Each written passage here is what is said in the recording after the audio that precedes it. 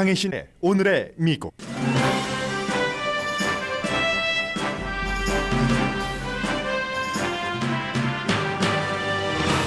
15%의 저소득층과 고소득층이 팬데믹 기간 중 렌트비를 전보다 많이 썼습니다. 돈 쓴 곳은 같지만 이유는 다릅니다. 연방재무부는 각 주정부가 아직 집행하지 않은 연방정부 렌트 보조금을 회수해서 재분배한다고 밝혔습니다. 시카고시가 미국에서 가장 큰 범위의 기본소득제를 시행할 가능성이 아주 높습니다. 주민 5천 명에게 기본소득을 주는 플랜입니다. 식품의약국 자문단은 지금 파이저 앤 바이오엔텍의 어린이 백신 접종 신청을 검토하고 있습니다. 엘라바마 주지사는 연방정부 백신 접종 의무화 시행을 막는 행정명령을 내렸습니다. 테슬라가 렌트카 회사의 대량 주문 결과 세계에서 몇 안 되는 1조 달러 가치의 회사가 됐습니다. 이는 전기 자동차가 더 이상 틈새가 아닌 대세가 된다는 뜻입니다. 페이스북이 돈벌이에만 치중하고 안전을 무시하는 회사라는 오명이 미국과 영국 의회에서 발표되고 자료도 뒷받침되지만 페이스북 주가는 오르기만 합니다. 연방정부가 일반 시민 가운데 아프가니스탄 난민을 돕기 원하는 사람들의 신청 접수를 받고 있습니다. 난민 돕기 원하는 사람에 대한 자격 기준이 꽤 까다롭습니다. 황동혁 감독이 넷플릭스에 엄청난 돈을 벌어주고도 오징어 게임으로 보너스 한 푼 못 받았다는 인터뷰 내용이 화제입니다. 일본 공주 마코가 파란만장 끝에 평민이 되면서 평민과 결혼한 일을 미국에서도 크게 보도합니다. 마코 공주는 이젠 공주가 아니죠. 일본 왕실의 품위 유지비도 거절하고 미국에서 새로운 인생을 펼쳐갑니다. 여러분 안녕하십니까? 오늘의 미국 강혜신입니다. 크리스마스 전에 이제 가장 큰 할러데이인 땡스기빙 데이 한 달도 안 남은 것 같은데요. 따져보니까. 그런데 뭐 음식 다 먹고 나서 디저트로 드시는 커피 다 올해 값이 크게 오른다고 하고요. 스윗 포테이로를 38년 동안 재배하신 어떤 분이 그 사우스캐롤라이나주에 배분을 하시고 하시는 그런 분이 그 뉴욕타임즈와 인터뷰를 했는데 내가 38년인지 39년인지 스윗 포테이로를 이렇게 그 관계자로서 일하고 있는데 올해 같은 때는 처음 본다고 얘기를 합니다. 한 달 조금 안 남았지만 모든 다른 문제에 다른 업계에서의 공급과 수요의 불균형처럼 이번에 그 땡스기빙 데이 식탁에도 여러분들 나중에 가면 뭐 찾기도 힘들고요. 돈도 많이 내야지 된다고 하네요. 그렇다고 지금부터 무슨 터키를 사서 냉동실에다가 얼려놓을 수도 없고 어쨌든 지금 터키가 파운드당 뭐 한 1달러 36센트 정도 하는데 나중에 뭐 마켓에 없을 수도 있다 이런 얘기 나오고 있고요. 콘도 값이 많이 올라갔죠. 이 콘 자체는 저는 콘숲 좋아하는데 그렇게도 먹지만 그 터키도 콘을 먹고 자라잖아요. 그렇기 때문에 이게 양쪽으로 굉장히 가격이 올랐다고 하고 캔 소스 오르는 것에 대해서는 여러 번 말씀드렸습니다. 이 모든 것들이 팬데믹으로 인한 공급망의 그 막힘 이런 것도 있지만 날씨 때문에 뭐 가뭄, 홍수 이런 것들 때문에 땡스기빙 데이 하면은 정말로 처음으로 이 나라에 온 사람들이 그 춥고 추운 겨울을 뭐 인디안의 도움을 받아서 살고 추수에 감사하면서 그래서 우리 뭐 펌킨 파이도 먹고 하잖아요. 그 당시에 여러 것을 재현을 하면서 콘도 그렇고 뭐 펌킨 파이도 이번에 굉장히 비싸지는데 그 자체가 날씨도 연관이 된다는 거예요. 날씨도 너무 험하고 덥게 험하고 춥게 험하고 해서 농작물 재배 그 가격까지 영향을 미치는 거죠. 그래서 이제 이렇게 되면 이제 물가, 식료품비를 얘기를 하게 되는데 글쎄요. 아침에 뉴스를 준비하면서 이런 생각이 잠깐 스쳤습니다. 먹는 게 더 중요한 건가? 잠자리가 더 중요한 건가? 물론 두 개가 다 중요하죠. 그런데 땡스기빙 데이에 그 성찬, 가족 만찬을 준비하는 것은 그렇다 치고 당장 지금 집에서 쫓겨날 수도 있다. 이런 사람들이 앞으로 2달 사이에 좀 늘어날 테고요. 왜냐하면 얼마 전에 연방 대법원에서 연방 정부가 퇴거를 못하게 한 그런 것을 이제 퇴거를 할 수 있도록 판결을 했기 때문에. 그런데 지금 캐피털원이 크레딧 카드만 발급하는 게 아니라 그러기 위해서는 뭐 여러 가지 추세도 알아야지 되고 경제 흐름, 소비 패턴 같은 것도 많이 조사를 하거든요. 조사를 해봤더니 저소득층의 15% 그리고 고소득층의 15%도 팬데믹 기간 중에 렌트비를 더 많이 낸답니다. 이런 경우는 이제 저소득층을 이 캐피털원에서는 연소득이 25,000달러 이하 내지는 미만 그리고 25,000달러에서 10만 달러까지를 중간으로 보고 10만 달러 이상을 고소득층으로 받습니다. 응답자의 40% 10만 달러 버는 사람, 10만 달러 이상 버는 사람의 40%가 집값을 팬데믹 때보다 더 낸답니다. 개인의 선택에 따라서. 왜냐하면 팬데믹 기간 동안에 여러 가지 인생의 뭐 철학의 변화 그리고 뭐 재택근무 이런 것들 때문에 집을 더 크게 이사를 간다던가 그랬기 때문에 그런다는 거예요. 그런데 25,000달러 미만인 사람들도 조금은 더 많이 내는 사람들도 있기는 있다고 합니다. 그런데 25,000달러 미만 버는 사람의 75%는 다른 이유로 개인의 선택이 아니라 렌트비를 더 많이 내게 됐다는 거죠. 이것은 뭐 예를 들어서 새로운 일자리를 팬데믹 기간 동안에 잡았다던가 내가 원하던 원치 않던 해서 렌트비를 25,000달러보다도 덜 버는데도 더 많이 낸다 하는 사람들이 굉장히 많았다는 거고요. 또 4분의 1 이상은 25,000달러 미만 버는 사람입니다. 8월 달에 렌트비를 못 냈거나 늦게 냈고 그리고 13%는 이제 10월 3일로 끝났죠. 연방 그 퇴거 유예 명령이. 그래서 이제 연방 정부의 정책이 끝났기 때문에 연방 대법원의 판결에 따라서 10월 3일에 끝나서 지금 당장 내도 렌트비를 내도 내가 정말 쫓겨날 수도 있어.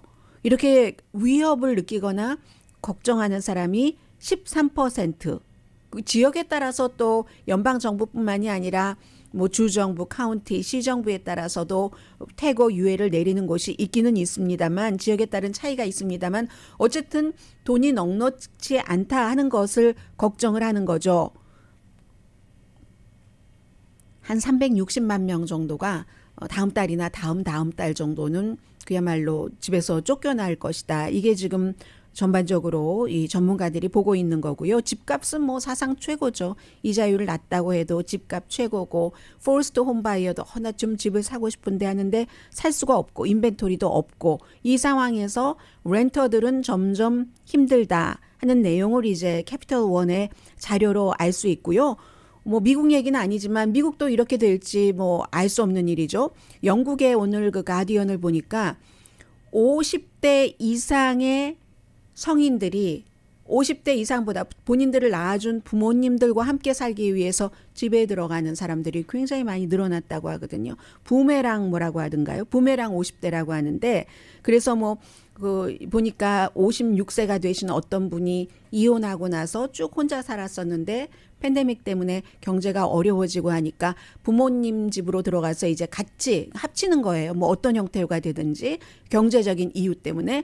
그런데 오히려 들어갔더니 이 기사의 초점은 긍정적인 것이 참 많더라. 뭐 이런 얘기였는데 어쨌든 미국도 그 대학생들이 대학교를 졸업하고 나서도 뭐 일자리를 구하기 힘들고 해서 부모님과 함께 살았던 것이 굉장히 많았었는데 이제 미국도 나이 드신 분들도 이렇게 되는 것들이 생길지 모르겠습니다. 일단 지금 이렇게 됐고요. 그래서 전체적인 연방의 그 렌탈 보조비가 8월보다는 그래도 9월 달이 많았어요.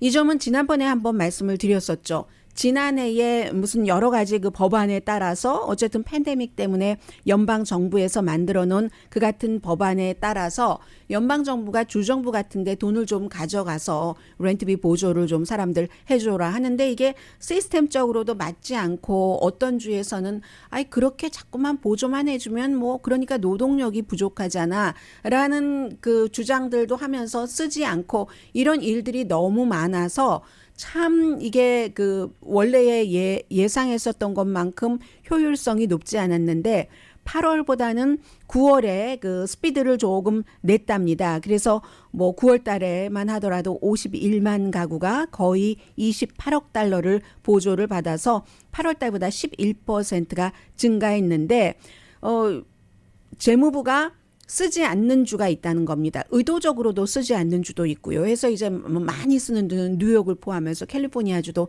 많이 썼고 뉴욕 플러스 11개 주는 우리 좀 더 보조를 해주세요. 보조금을 다 썼어요. 라고 얘기를 하고 알칸소네요. 알칸소를 포함한 또 10몇 개의 주는 연방정부에서 제발 좀 가져다 쓰세요 했는데 그것의 15%만 썼답니다. 전체적으로 지난해에 연방재해기금의 주택보조금이 465억 달러가 포함이 돼 있었거든요. 그런데 뭐 18개 주에서 지금 알칸소에 같은 경우는 15%만 썼으면 85%가 남았다는 거잖아요.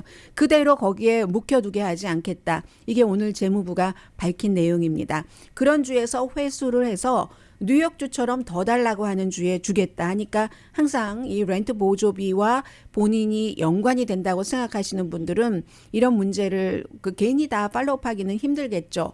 지역마다 이제 한인 봉사 단체들도 있고 하니까 여러분들께서 정보만 갖고 계시다면은 그분들께 언질만 주면 여러분들께 맞는 그런 도움을 주실 수도 있지 않을까 하는 그런 의미에서 말씀을 드렸고요. 그리고 이제 이 문제도 몇 년 전부터 미국에서 이제 시작이 되면서 어떤 추세 정도가 되는 게 아닌가 이렇게 말씀을 드릴 수 있는데 시카고가 미국 전국에서 지금까지로는 가장 큰 기본소득 프로그램을 시행할 것 같습니다. 내일 그 시의회에서 투표를 하는데 뭐 거의 통과될 것으로 보고 있기 때문에 그렇죠. 지금 이 기본소득 문제는 뭐 한국이나 한국 대선에서도 뭐 중요한 이슈가 됩니다만은 미국이나 다른 나라에서도 굉장히 자본주의가 오래 오면서 새로운 그 시험 단계에 들어가 있는 그런 프로그램입니다. 그래서 이제 시카고의 시장이 민주당이거든요. 그 로리 라이프트라는 그 시장인데 로리 라이프트 그 시장이 2022년 그 예산에 뭐 한 3,100만 달러 뭐 여기에 이제 이 내용을 포함을 시킨 겁니다. 기본소득을 받을 수 있는 사람 해서 1년에 20억 달러 이것 역시 연방정부에서 받은 돈으로 하는 겁니다. 20억 달러를 아메리칸 그 레스큐 액트라고 플랜이라고 지난해 연방정부가 딱 그 팬데믹 때문에 어려우니까 뭐 주정부에 그 배당한 그런 액수들이 있잖아요. 거기서 하는데 이 돈을 이렇게 쓰겠다고 하니까 찬성하는 사람들이 조금 더 많지만 시의회에 반대하는 사람들도 있답니다. 그런데 반대하는 사람 가운데서도 시카고의 그 내부 사정을 다른 지역에서 다 알 수는 없잖아요. 그러면 대체로 이거 지지하는 사람, 반대하는 사람, 구태여 인종적으로, 커뮤니티적으로 따지자면은 아프리칸 아메리칸 커뮤니티가 지지할 것 같다라고 상상하시기 쉽지만 아프리칸 아메리칸은 반대를 한답니다. 시의회 내부에서도. 왜냐하면 시카고에서 돈 없는 사람 기본소득을 보장하는 것도 중요하지만 그보다도 시카고는 지금 범죄가 굉장히 심각한 도시잖아요. 그래서 그것을 폭력 범죄를 막는 데 써야지 된다. 이런 얘기를 하고 있고 그나저나 어쨌든 시의회에서 더 많은 사람들이 이 기본소득을 주는 것을 지지를 하고 그리고 시장 자체도 그 로리 라이트풋 시장도 본인이 개인 경험을 얘기를 합니다. 이래서 이제 어떤 정치인이 정치를 하느냐에 따라서 굉장히 그 정책 방향이 달라지는 거죠. 어렸을 때 본인이 오하이오주에서 살았는데 가난해서 pay to check, pay to 그러니까 check to check 이 체크 받고 한 달 살고 또 체크 받고 한 달 살고 거기에 일요일이 끼고 토요일이 껴서 체크를 지급받지 못하면 발을 동동 구르고 월요일 날 받자마자 바로 은행에 가서 입금시키고 이런 것들을 본인은 너무 잘 알기 때문에 당장 그 기본소득이 안 되는 어떠한 이유에서든 그런 사람들의 고충을 너무 잘 안다라고 얘기를 하는데 이 기본소득이 캘리포니아주에서 시작이 됐습니다. 2019년도. 그 당시에는 이제 스타크튼에서 125명, 돈은 뭐 정부 돈은 아니었던 것으로 기억이 됩니다. 125명에게 한 달에 뭐 얼만큼씩 줬더니 그리고 나서 쭉 추적을 해서 조사를 해보는 거죠. 거의가 그 돈을 뭐 먹는 데 가장 많이 쓰더라. 기본 아니에요. 사람이 생명으로 태어났으면. 그래서 그 당시에 스탁튼의 시장도 나는 먹는 것이 이렇게 절실한 사람들이 이 정도가 되는 것을 몰랐었다. 내가 정치를 하면서도 그런 얘기를 했었고요. 그 다음에 이제 샌프란시스코라든가 여러 곳에서 어떤 경우는 시정부 돈도 들어가고 어떤 경우는 이제 또 무슨 자선 사업가나 어떠한 그런 정책에 생각이 있는 사람들의 돈으로 이런 것을 쭉 해왔습니다. 반대하는 사람은 앞서 말씀드린 대로 그러니까 일을 안 하지. 말이 되는 거야? 이렇게 얘기를 하고 있고 어쨌든 시카고에서는 내일 통과되면은 시카고의 주민이 50만 명 이상이 빈곤층이라고 하거든요. 그럼 전체적으로 한 18%가 굉장히 많은 편이죠. 빈곤층이라고 하는데 뭐 시카고 그 시의 인구가 한 271만 명 정도 되니까 그런 정도 계산이 나오죠. 그래서 어떻게 할 것인가? 이 270만 명 가운데서 5천 명을 무작위로 랜덤리 이렇게 무작위로 해서 선택을 해서 대신에 자격이 있기는 있어요.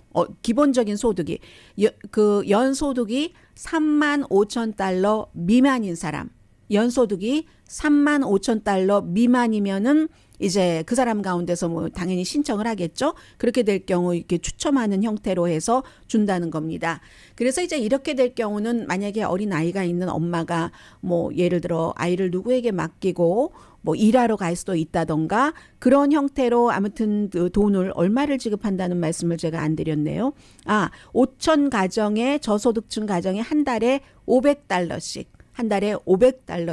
캐시로 지원을 한다는 겁니다. 이 경우는 이제 세금은 안 나갈 것 같은데요. 그렇게 해서 시카고시에서는 지금 이런 것을 해보고 싶고요. 해서 가장 중요한 팬데믹 이후에 우리가 그 잠을 잘 수 있는 등을 따뜻하게 눕힐 수 있는 집과 그리고 먹을거리 이것부터 이제 그 해결을 개인적으로도 해야지 되고 정부 차원에서도 도움을 줄 수 있으면 도움을 주는 그런 것들이 이제는 그 병 누가 얼만큼 뭐 이 바이러스에 걸려서 사망자가 얼만큼이고 이런 것에서 이제 일상생활로 뉴스 사이클은 돌아오고 있습니다.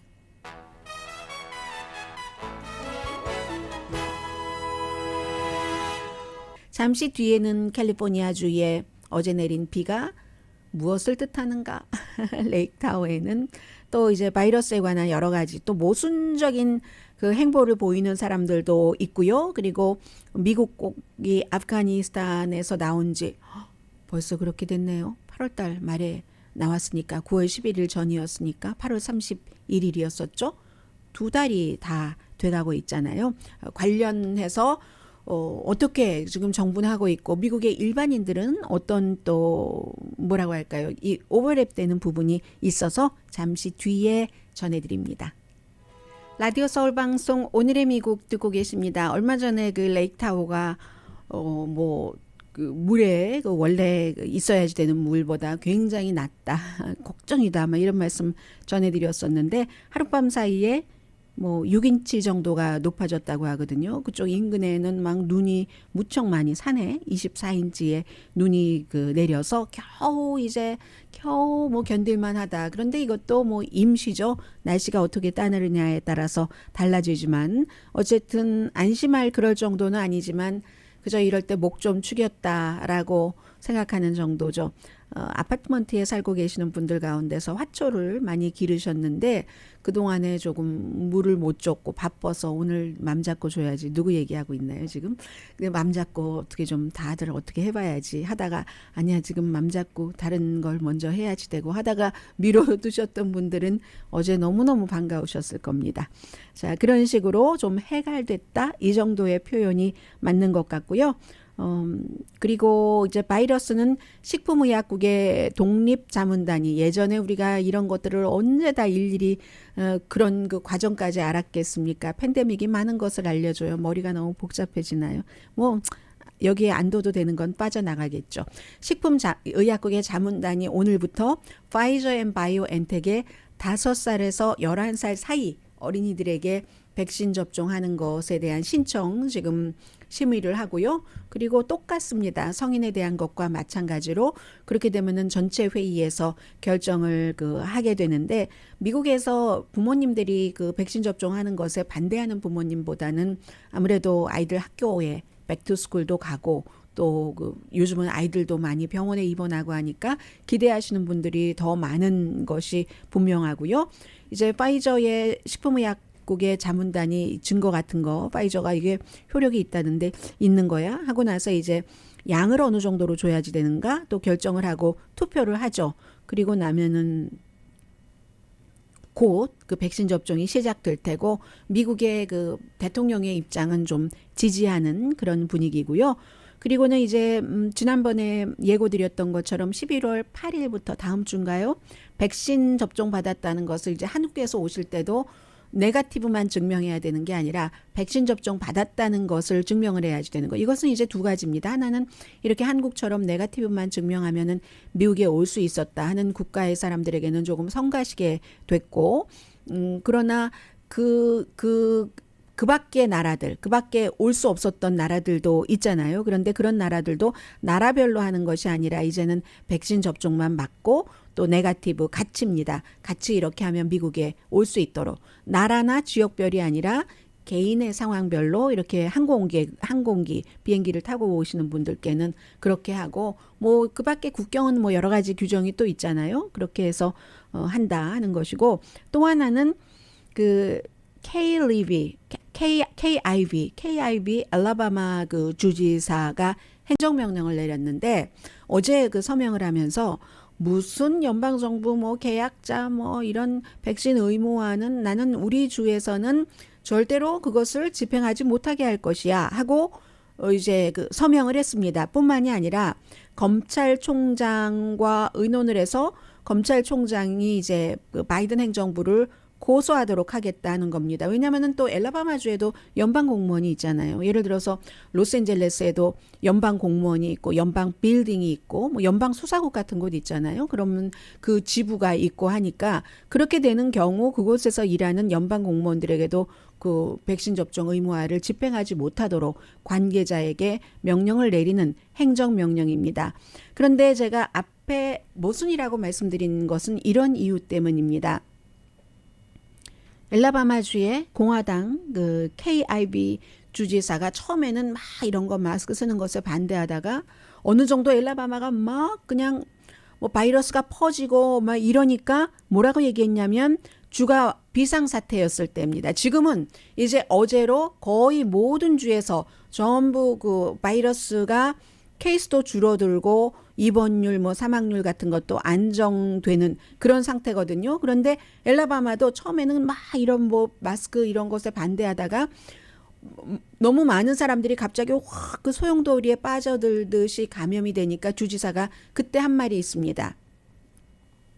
지금은 백신 접종을 받지 않은 사람을 비난해야지 될 때다. 이게 엘라바마 주지사가 했었던 얘기거든요. 그리고 지금은 조금 안정됐어요. 그랬더니 연방정부가 백신 접종 의무화하는 것을 못하도록 하겠다. 다시 이제 원래의 입장으로 돌아가는 거죠. 개인의 선택인데 말이야. 팔을 붙이고 막 팔을 걷어붙여서 주사 바늘을 꽂고 막 이러는 개인의 선택이지. 그게 어떻게 국가가 강요를 할 일이야. 개인에게. 이렇게 얘기를 했습니다. 그래서 아직도 이제 이런 일들이 많고, 그리고 안정되게 큰 변수가 없으면 겨울에 이번에 델타 바이러스를 여름에 경험한 것 같은 일은 일어나지 않을 수도 있다라고 생각을 하지만, 또 마찬가지 위험은 여전히 남아있는 거죠. 추우니까, 어제도 당장 추우니까 실내 안으로 들어가게 되고 많은 사람들이 폭작폭작 모여서 다정하긴 하지만 바이러스가 퍼질 수도 있고, 그러한 위험 요소는 아직 남아있다는 것 말씀드립니다. 이 내용은 상당히 미국적이거든요. 뉴욕에 일하는 사람들이 백신 접종 의무화 때문에 대대적으로 시위하는, 의무화에 반대하는 사람들, 그런 모습이 지금 텔레비전에 비춰지네요. 미국적인 게 일반인들도 아프가니스탄에서 오는 난민들을 도울 수 있도록 이제 허락을 하는데, 이 돕는 것들도 물론 개인적으로 하는 것은 하겠지만 정부가 모든 것이 그 시스템이 있기 때문에 일반 사람들, 말하자면 스폰서입니다. 아프가니스탄에서 해외에 있는 미군 기지에 있다가 미국으로 돌아오는 그런 사람들도 있지 않겠어요? 그리고 지금 미국 내부에서 어떤 무슨 기지, 군 기지에 있는데, 군 기지에 뭐 집도 있고 하고 하니까 있는데, 이제 그런 분들이 또 터전을 잡아야지 되잖아요. 내가 그런 것을 돕고 싶다 할 때에 일반인들도 이제 도울 수 있도록, 뭐 지금까지는 비영리 기구라든가 아니면 이제 민간 기업 가운데서는 에어비앤비 같은 데는 주택을 그분들에게 이렇게 여기서 좀 머무세요 할 수가 있으니까 그렇게 해왔었는데, 전통적으로 이 비영리 재단이 많이 하고 또 정부가 하게 되죠. 주택, 뭐 옷, 또 음식 이런 것들에 대해서.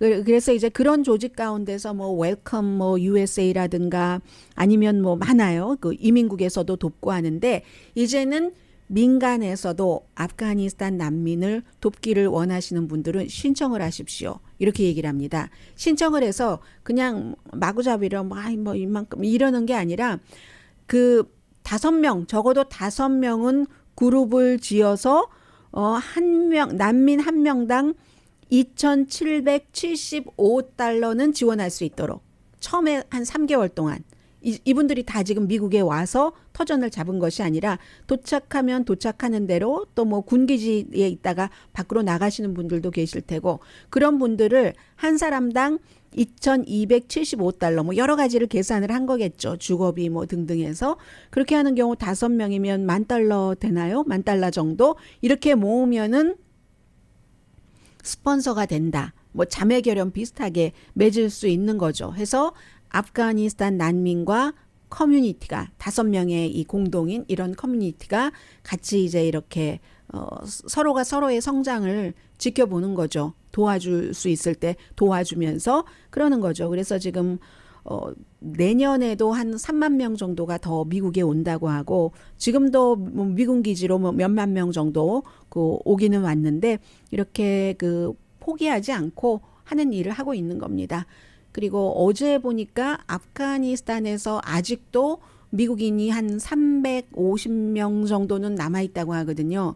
원래 한 150명, 뭐 160, 70명 정도 되지 않을까 했는데 그 예상했었던 것보다는 배가 많은 거고, 그 가운데서는 아프가니스탄에서 배우자가 있어서, 누가 있어서 미국 시민이긴 하지만 아프가니스탄 사람일 수도 있고요. 태생 자체가 그런 사람들이 원해서 안 오는 경우도 있고, 뭐 오고 싶은데 지금 오지 못하는 사람들도 있고, 그 작업도 연방 정부가 아직 포기하지 않고 계속 하고 있는 것이고, 뭐 24시간 그 사람들과는 채널을 마련해 놓고 있고요. 또 아프가니스탄 난민도 내년까지 다 합쳐야 이번에 미군이 완전히 철군하면서 그 밖으로 함께 나올 수 있었던 아프가니스탄 사람, 미군을 돕거나 나토군을 도왔던 사람이 대부분이죠. 그런 분들 10만 명이 채 되지 않습니다. 어쨌든 그분들께라도 뭐 할 수 있는 일을 하겠다 하는 게 미국 정부의 입장입니다. 잠시 뒤에 테슬라와 페이스북을 좀 말씀드리겠습니다. 페이스북은 그 소셜미디어 가운데서는 젊은 사람들보다는 나이 드신 분들, 뭐 50대, 60대 이런 분들이 많이 쓰시죠. 젊은 사람들은 뭐 틱톡, 뭐 스냅챗 이런 것 하잖아요. 그런데 어쨌든 이것도 그 미국과 세계의 일반 사람들과는 다른 어떤 그 나라나 세계를 이끌어가기를 방향을 잡아가기를 원하는 사람들이 생각하는 게 조금 그 시선이 다를 수가 있거든요. 어제 페이스북 주식값 올라가는 거 보니까 더 그게 확연해지던데, 어쨌든 세상에 그 새로움을 유도를 하는 그런 두 기업이기 때문에 잠시 뒤에 그 움직임 전해드립니다.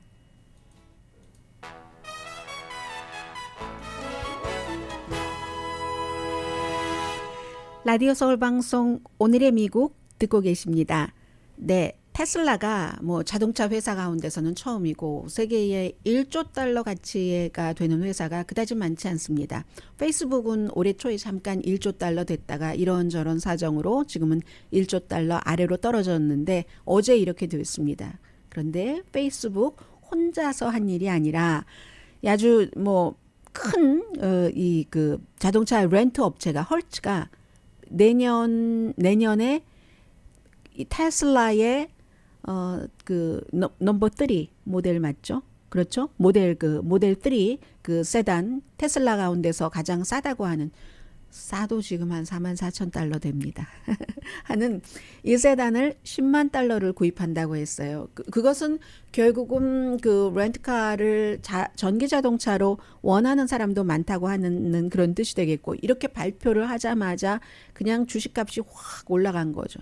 테슬라가 그 S&P 500에 그 올라간 게 2020년밖에 안 되거든요. 그때 12월 달에 650달러로 기억을 하는데 그때도 뭐 과대평가다 막 그랬었어요. 그런데 지금 이렇게 딱 하고 나니까 어제 방금의 가격은 제가 확인하지 못했습니다만은 1,024달러 얼마 되니까 뭐 과대평가했다고 하고 안 사신 분들은 뭐 주식을 돈을 버는 이런 것으로 생각을 할 때 아유 억울하실 수도 있겠다라는 생각이 드는데 이 헐츠가 구입하겠다 하고 발표한 것뿐만이 아니라 유럽에서도 지금 뭐 전기 자동차 가운데서 테슬라가 가장 인기 있다고 하잖아요. 지난달에도 제일 많이 팔린 자동차가 전기 자동차고 그럴 수밖에 없는 게 뭐 예를 들어 머세디스 벤츠도 그 전기 자동차를 그 몇 년 전에 6년 전인가요? 그때 내놨지만 그 당시에도 뭐 마일리지가 87마일밖에 되지 않았고 뭐 여러 가지 문제가 있었고 그에 비해서는 그 일본의 그 도요타가 훨씬 그 전기 자동차는 괜찮다고 했는데 유럽에서 그렇게 전기 자동차가 확 앞섰던 것이 없었던 이 상황에서 테슬라가 또 모양새도 좋잖아요. 아주 뭐 단순하고 심플하고 세련되고 이런 것 때문에 유럽 사람들이 제일 인기가 있는 겁니다. 해서 이것은 곧 무엇을 뜻하냐면은 테슬라가 이제 전기 자동차가 틈새 마켓이 아니라 곧 내년에 10만 대라고 하니까요. 곧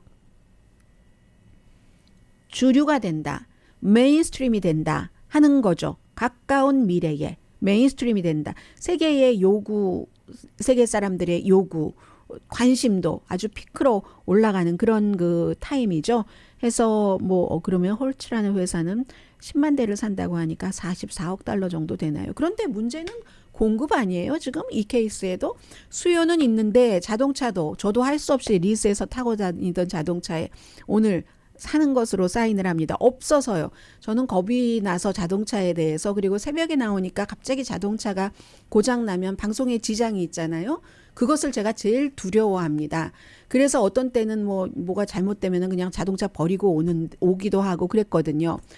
그랬는데 그래서 제가 리스를 하는데 항상 뭐 몇만 마일 타지 않고 돌려주고 하는데 없는 거예요, 자동차가. 그래서 결국은 이제 오늘 제가 타던 거를 사는 것으로 사인을 하는데 수요가 이렇게 있어서 내년이잖아요. 지금 당장 10만 대를 공급했다는 게 아니고 어떻게 이 테슬라가 이 그 베를리 같은 것을 다 할 수 있을지 만약에 안 하면 테슬라도 이 그 페이스북처럼 가치가 1조 달러까지 올라갔다가 내려갈 수도 있다는 거잖아요. 그런 것이고요. 해서 지금 1조 달러 이상 가치의 회사가 거의 미국 회사예요. 애플, 또 아마존, 또 구글의 알파벳이 당연히 있고 마이크로소프트가 있고 그 아람코, 사우디 아람코죠. 그리고는 이 테슬라가 있고 딱 한 회사가 1조 달러 가치가 넘는 회사가 있는데 미국 회사가 아닌데 그 사우디 아람코는 사우디라고 이름이 적혀 있잖아요. 사우디 하면 뭐겠어요? 오일 회사죠. 그 정도의 지금 반열에 테슬라가 끼어 있다. 이건 이렇게 봐야지 되고요. 그리고 페이스북 같은 경우는 어제도 내부 고발자가 페이스북은 돈만 하는 회사야. 뭐 공공보고는 생각하지 않고 하고 영국에 자료도 주고 그리고 이제 미국을 포함해서 프랑스, 독일의 여러 매체에도 그 자료를 주고 했는데 하면서 어제 이제 그 프란시스 허건이라는 내부 고발자가 규제하기 전까지는 이 회사는 절대로 바뀌지 않는다. 마크 저커버그라는 사람이 30억 인구를 컨트롤한다. 그 내부에서 아무도 그의 포지션은 그야말로 난공불락이다. 이런 표현을 했거든요. 난공불락이라고 했어요. 세계에 미치는 영향보다는 이윤 추구만 하고 있고 주주에 얼마나 돈을 벌어, 그래서 주주들이 좋아하는 건지 어제도 주식값도 올랐습니다.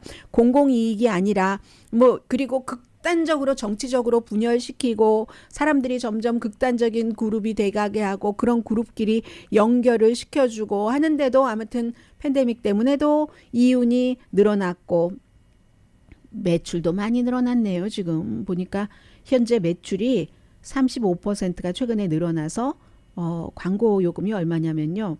10억 100억 290억 달러 온라인 광고가 그렇게 많이 늘어났다는 겁니다. 이러니까 주식값이 오르죠. 주식값이 오르고 지금 말하자면 페이스북이 정치적으로 분열시킨다는 것이 가짜뉴스 같은 것을 컨트롤하지 않아서 사람들을 분열시킨다. 그런데 어떤 분들은 그런 생각을 하셨을지도 모르겠어요. 아니 이윤 추구하는 회사가 이윤 추구하는 게 뭐가 나빠? 하지만 작았을 때는 괜찮지만 이렇게 덩치가 커지고 나면은 많은 사람들이 그 회사를 주시하죠. 그리고 그 덩치 커진 몸집에 맞게 그 회사만 잘 살겠다는 게 아니라 회사의 사주만 잘 살겠다는 게 아니라 회사의 직원을 넘어서 커뮤니티에 세계에 어떤 영향을 펼쳐야지 되는가 여기까지 가는 거죠. 이렇게 페이스북 정도가 되면은 이제 그 정도 되는 건데 페이스북도 이제 너무 커서 거의 1조 달러 회사니까 too big to manage 매니지하기에 too big to fail 했잖아요. 우리가 예전에 재정 시장 무너질 때 too big to manage인 겁니다. 30억 인구를 컨트롤하니까 이 세상 어느 나라의 대통령보다도 많은 사람을 컨트롤하는 사람이 마크 저커버그 이렇게 말할 수도 있는 거죠. 그런데 젊은이들은 점점 페이스북에서 빠져나와서 지금 보니까 스냅챗을 이용한다는 젊은이가 가장 많아요. 한 35%, 틱톡 30%, 인스타그램도 22% 정도는 되는데 최근에 줄어들고 있습니다. 페이스북 회사죠. 그 밖에 페이스북은 2%밖에 안 돼요. 젊은이들, 10대 젊은이들 가운데는 트위터도 2%. 그러니까 여러분들께서 페이스북과 트위터를 많이 하신다 하면 여러분들께서는 10대는 아니신 게 되죠. 레딧도 마찬가지예요. 10대는 1%밖에 사용하지 않습니다. 잠시 뒤에 제가 오늘 황동혁 감독 오징어 게임에 인터뷰했는데 이 인터뷰에서 재밌는 내용이 있어서 좀 전해드립니다. 잠시 뒤에 뵙겠습니다. 모든 제품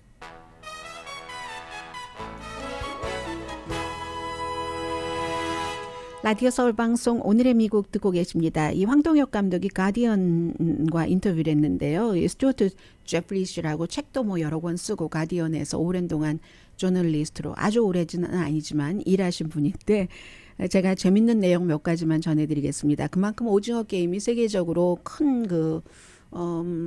파문을 일으키긴 한 거죠.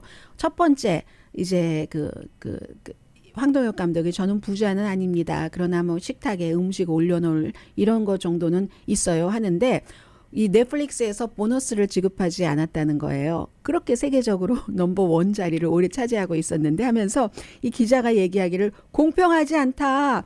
영국 신문이니까 파운드로 계산을 했네요. 넷플릭스에 100만, 1000만, 6억 5천만 파운드를 벌어줬는데 제작비가 100만, 1000만, 1550만 파운드밖에 안 되니까 41배, 그럼 4100% 벌어준 겁니까? 그런데도 이게 보너스도 지급하지 않았다고 아마 지금이라도 황동혁 감독은 협상을 해야지 돼. 이런 얘기를 하면서요. 왜냐하면 시나리오로 쓰고 창조하고 만들고 하면서 치아가 6개가 빠졌다고 하잖아요. 그리고 이 자체가 50살 된 이 황동혁 감독이 가족사에서 나왔다. IMF 시절에 어머니가 다니던 회사에서 은퇴를 할 수밖에 없었고 해서 이 가족이 엄마 또 본인 그리고 동생이 전부 융자 할머니 엄마 나 이 세 사람이 감독 융자를 받았어야지만 됐고 카페에서 이렇게 배틀 로열이라든가 일본 망가요 라이어 게임도 일본 망가 생존 게임 이런 거 보면서 이것을 돈과 성공에 대한 좌절감을 그린 만화들이니까 가족의 상태, 나의 상태, 나도 돈을 벌어서 가족들을 도울 수 있다면 저런 일을 가담할 수 있을까 이런 그 생각을 해서 만들어졌다고 하고 심오한 자본주의에 대한 어떤 뜻을 담았습니까? 라고 얘기를 하니까 아유 심오하기는요. 심플하죠 하면서 아주 단순하다는 세계는 불평등하다. 90% 사람들이 불공평하다고 믿는다. 백신도 가난한 사람들은 못 맞고 길에서 정말 쓰러져서 숨져간다. 이 메시지를 이제 전하고 싶었다라고 얘기를 하고 있고 그랬더니 이 가디언 기자가 묘하게도 그런 것을 하면서 국제적인 협력 없이 돈을 넷플릭스가 됐다는 거예요. 그렇게 한다는 게 모순 아닙니까? 라고 얘기하니까 모순 아니라고 답변을 했습니다. 황동혁 감독은 넷플릭스가 국제적인 회사인 것은 사실이지만 그게 어떠한 그 불평등을 악화시킨다고 그 작품 창조에 있어서 그렇게 생각하지는 않는다라고 하면서 답변이 정확하게 되지가 않았어요. 제가 느끼기에는 하면서 본인이 일할 때는 넘버원 목표가 넷플릭스 스트리밍에서 하루만이라도 미국에서 1등을 해봤으면 했는데 훨씬 그 이상으로 넘어간 거고요. 그 밖에도 이 기자가 뭐 미국의 어떤 드라마 봤느냐 하면 본 거예요. 분명히 다 그런저런 얘기 뭐 화장실에서의 남자와 여자와의 로맨틱하지 않은 로맨틱한 장면 그런 것을 얘기를 하면서 로맨틱하지 않은데 했더니 황동혁 감독 그게 로맨틱이다. 그 여자는 그 상황에서 강한 남자 옆에 있어야 본인이 살 수 있다고 생각하고 그러기 위해서 그 화장실에서의 로맨틱한 관계를 한다고 생각하면 너무 비참하니까 이 남자를 사랑한다고 믿었다. 감독의 얘기예요. 뭐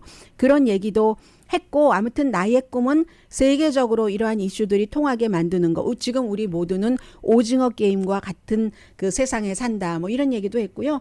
또 르브론 제임스가 이 그 시리즈 다 보고 좋아했는데 맨 엔딩을 싫어했다고 하거든요. 거기에 대한 언급도 있었고 저는 기생충도 마찬가지 아니에요? 뭐 비슷한 것을 얘기하면서 CJ에 큰 돈이 없었으면 기생충이 어떻게 만들어졌겠어요. 그때도 아이러니, 지금도 아이러니. 일본 그 마코 공주가 30살에 결혼을 했는데 남편은 지금 아직 변호사 자격증 딱 받지는 않고 법률사무소에서 일하고 있습니다. 일본에서 이제 기독교 대학교 다닐 때 만나서 결혼을 하려고 했더니 이 그 남편이 될 사람의 어머니가 옛날 남자친구로부터 뭐 많은 돈은 아니에요. 얼마를 받았는데 안 갚았다. 근데 그게 이 엄마는 그냥 선물로 준 건 줄 알았다. 이렇게 해서 몇 년 동안을 이어오다가 결국은 일본에서 이제 그 평민과 결혼을 하면은 평민이 되기 때문에 이 그 왕족 자리를 버리고 이제 그 평민으로 이 남자와 살아가고 미국에서 산답니다. 왕족의 보조금도 받지 않고요. 미국에서도 화제죠. 이 이슈 강혜신이었습니다.